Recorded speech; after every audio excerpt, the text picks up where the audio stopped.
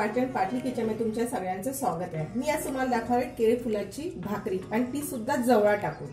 ह्या अगोदर केळी फूल कसं साफ करायचा हा मी व्हिडिओ बनवलाय आणि तो सगळ्यात माझा पहिला रेसिपीचा व्हिडिओ होता, तो सुद्धा तुम्ही नक्की बघा। त्यामध्ये मी केळी फूल कसं साफ करायचं आहे तो मी तुम्हाला दाखवलंय। आता मी तुम्हाला पुन्हा केळी फूल साफ करून नाही दाखवणार आहे। हे मी केळी फूल घेतलंय आणि बारीक असं कापून घेतलंय, ते पाण्यामध्ये ठेवलेलं आहे काळं पडू नये म्हणून। आता भाकरी करण्यासाठी लागणारं साहित्य बघूया। सगळ्यात महत्त्वाची गोष्ट म्हणजे आपला जवळा, कारण मी आज जी भाकरी बनवणार आहे ती जवळा टाकून बनवणार आहे। तर हा सुका जवळा आहे, म्हणजे आपल्याकडे जो समुद्रावर बारीक असा जवळा येतो, म्हणजे कोलंबीचाच प्रकार असतो। म्हणजे जवळा पहिला असतो, मग करंदी, मग कोलंबी। तर हा बारीक असा जवळा आहे आणि तो सुकवलेला आहे, त्याची भाकरी खूप सुंदर लागते। तर हा जवळा घेतलेला आहे मी 1 वाटी। कोकम आगळ घेतले 2 चमचे। जर का तुमच्याकडे कोकम आगळ नसेल तर तुम्ही लिंबू किंवा चिंच वापरू शकता। त्यानंतर मी 2 चमचे घेतले गरम मसाला, चवीनुसार मीठ, 1 चमचा हळद, 2 चमचे मसाला, 2 चमचे आलं लसूण पेस्ट घेतली आहे आणि बेसन घेतलं मी अर्धा वाटी आणि तांदळाचं पीठ घेतले ते 1 वाटी पूर्ण घेतलेलं आहे, हे त्याचं प्रमाण आहे। त्यानंतर कोथिंबीर घेतले बारीक कापून, कोथिंबीर थोडी जास्तच घ्यायचे। एक मीडियम साईजचा कांदा घेतला होता, तो बारीक असा कापून घेतलेला आहे। 2 मिरच्या बारीक कापून घेतलेल्या आहेत आणि नारळ घेतले खवून। सर्वप्रथम मी हा जवळा गरम पाण्यामध्ये उकळून घेणार आहे, म्हणजे जास्त उकळायचा नाहीये।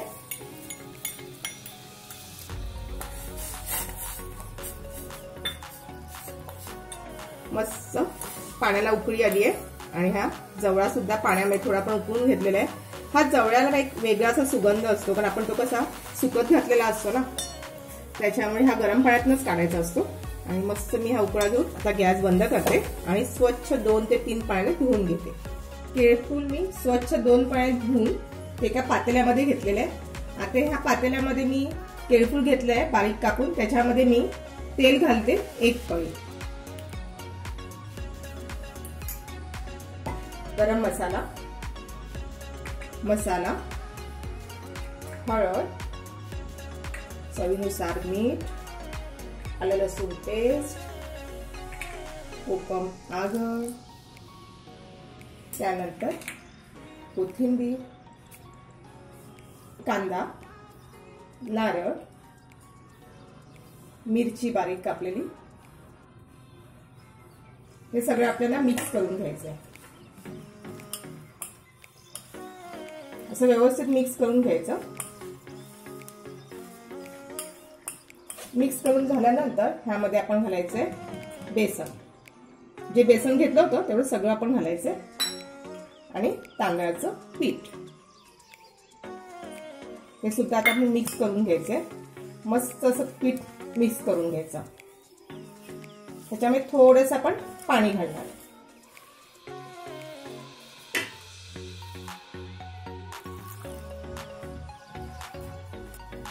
हे पीठ आहे ना, मी मस्त सगळं मिश्रण टाकून मिक्स करून घेतलेलं आहे।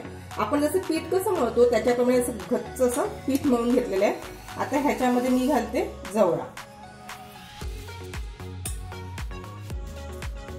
हा जवळा घातल्यानंतर ना खूप आपण प्रेस करायचा नाहीये पिठाला, कारण काय होतं तो जवळा असतो ना, तो आपण गरम पाण्यातनं काढलाय ना, मग तो सगळा फुटून निघेल आणि फुटल्यानंतर कसा तो आपल्या भाकरीमध्ये आपल्याला दिसणार नाही। आता मी पुन्हा मिक्स करून घेते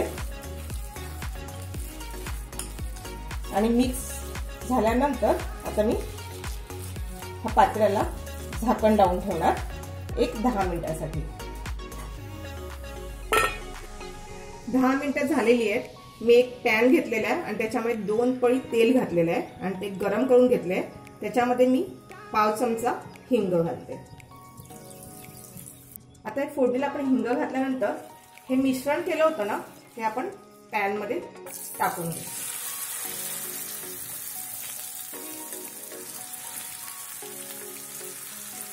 आणि व्यवस्थित असं पॅनला आजूबाजूला पसरवून घ्यायचं। आपल्याला भाकरी बनवायची आहे ना, मग ती व्यवस्थित हाताने थापून घ्यायची।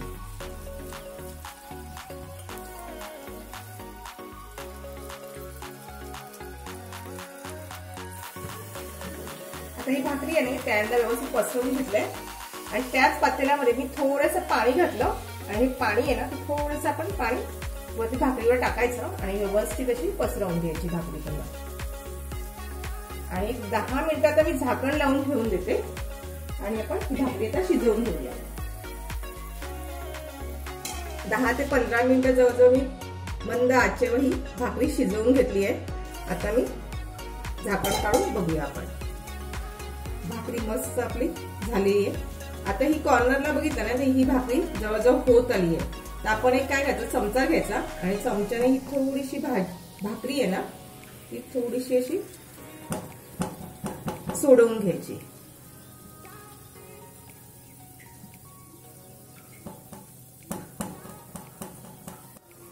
पॅन मधली ही भाकरी मी चमच्याने अशी सोडवून घेतली. आता त्यानंतर मी हे झाकण आहे पॅनचं हे लावणार आणि ही आपण भाकरी आता उलटी करून घ्यायची आहे. अशा प्रकारे मी ही उलटी करून घेतली आहे बघा. आणि ह्या पॅन मध्ये हळूहळू पुन्हा भाकरी त्याच्यामध्ये घालायची. म्हणजे आपला एका साईडचा भाग शिजलेला आहे ना, तर आपल्याला एका साईडचा भाग शिजवायचा आहे. झाली की नाही उलटी, त्यासाठी आपण खास पॅनचा उपयोग केलाय. आणि एक 10 मिनिटं पुन्हा आपण ही भाकरी शिजवून घेणार. पुन्हा मी झाकण लावून ठेवते. 10 ते 15 मिनिटं झालेली आहेत. आता आपण झाकण काढून बघूया. आणि दुसऱ्या साईडने आपण भाकरी ही मस्त शिजवून घेतलेली आहे आणि खूप सुंदर आपली भाकरी झालेली आहे. आता मी हा गॅस आहे ना, तो बंद करून टाकते. आपण ही प्रोसिजर आहे ना, ही सगळं मंद आचेवरच केली होती.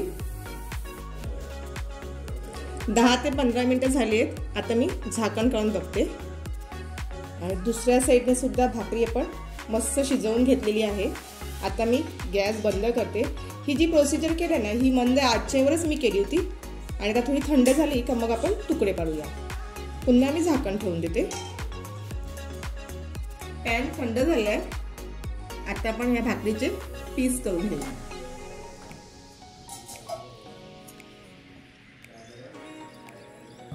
मी एक कलथा घेतलेला आहे आणि या कलथ्याच्या साहाय्याने आपण आता तुकडे करायचे भाकरीचे. ज्या साईजचे तुम्हाला पाहिजे त्याप्रमाणे आपण भाकरीचे तुकडे करायचे.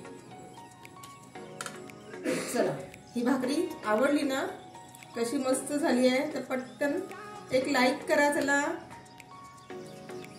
आता हे भाकरीचे मी मस्त असे पीस करून घेतलेले आहेत. आता आपण एका प्लेटमध्ये काढून घेऊया. सुंदर अशी आपली भाकरी झालेली आहे आणि तुकडेही खूप सुंदर पडलेले आहेत. आता भाकरी शिजली आहे का आपण बघूया बघा. आणि भाकरी देखील खूप सुंदर शिजली आहे आणि खूप टेस्टी अशी झाली आहे. ही भाकरी ना तुम्ही सकाळी चहा सोबत किंवा संध्याकाळी चहा सोबत नाश्त्यासाठी अशी बनवून खाल्ली तर सगळ्या आपल्या घरातल्या सगळ्या फॅमिलीला आवडेल. तुम्ही नक्की ही ट्राय करून बघा. आजचा व्हिडिओ आवडल्यास तुम्हाला नक्की लाईक करा, शेअर करा. जे लोक नवीन चॅनलवर असेल त्यांनी सबस्क्राईब करा. बेल आयकॉनवर क्लिक करा जेणेकरून माझ्या व्हिडिओचे नोटिफिकेशन तुम्हाला नक्कीच मिळेल. स्वस्त राहा, सुरक्षित राहा आणि खात राहा. अशाच भेटूया छानशा अशा रेसिपीला. आजची टिप्स म्हटलं ना तर सगळ्यात महत्त्वाची की ही जी भाकरी करायची ती आपल्याला पॅनवरच करायची आहे. कारण ती आपल्याला उलटी करायची असेल त्यावेळेस ती सहज उलटी केली जाते. आजची टिप्स सांगितली ना तर ही जी भाकरी आपण पॅनमध्ये बनवली आहे, तर ही जेव्हा आपल्याला पलटी करायची असते त्यावेळेस मी त्या पॅनचा जास्त उपयोग केलाय. म्हणजे आपण झाकणावरती पलटी केली आहे म्हणून ही भाकरी आपण पॅनमध्येच करायची आहे. जर का दुसऱ्या भांड्यामध्ये केली तर ती पलटी करण्यासाठी आपल्याला त्रास होऊ शकतो.